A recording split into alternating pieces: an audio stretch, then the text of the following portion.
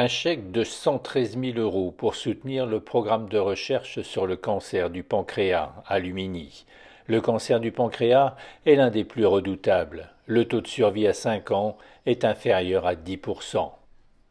Le docteur Juan Giovanna travaille depuis un quart de siècle dans ce laboratoire pour tenter de trouver un traitement à ce cancer très hétérogène. Sur 10 patients, il y aura 10 tumeurs différentes. Les recherches du laboratoire permettent aujourd'hui de mieux cerner cette complexité. Vous avez des différences entre deux patients, mais vous avez des différences dans la tumeur d'un patient.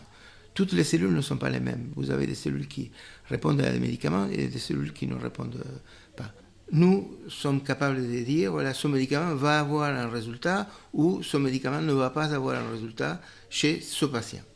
Donc, par contre, si celui qui ne marche pas, on peut le remplacer par un autre qui marche, donc il aura sa meilleure opportunité. Probablement il ne va pas guérir, mais probablement il va vivre plus longtemps. Une soixantaine de personnes travaillent dans ce laboratoire composé de zones à atmosphère contrôlée pour confiner des agents biologiques et de salles où le recours à l'IA et à la bioinformatique est essentiel.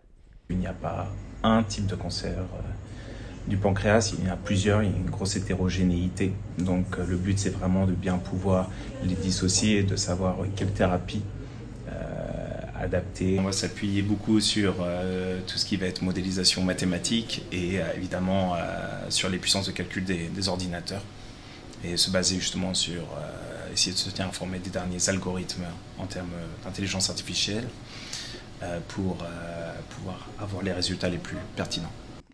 16 000 cancers du pancréas sont détectés chaque année en France et les malades sont de plus en plus jeunes. Mais grâce aux travaux opérés à Lumini, des avancées existent et des thérapeutiques se développent. On a identifié des facteurs qui sont indispensables pour la survie de la cellule. On leur a trouvé des inhibiteurs donc, qui sont devenus des candidats médicaments. Et les études précliniques chez l'animal ont montré des résultats assez prometteurs. Une petite société a acheté les brevets qu'on a déposés et est en train de les étudier pour voir que tous les patients puissent profiter de nos découvertes. En milieu d'année, le laboratoire va déménager près de l'Institut Paoli Calmette. Il sera spécifiquement dédié au cancer du pancréas avec des conditions de travail plus faciles.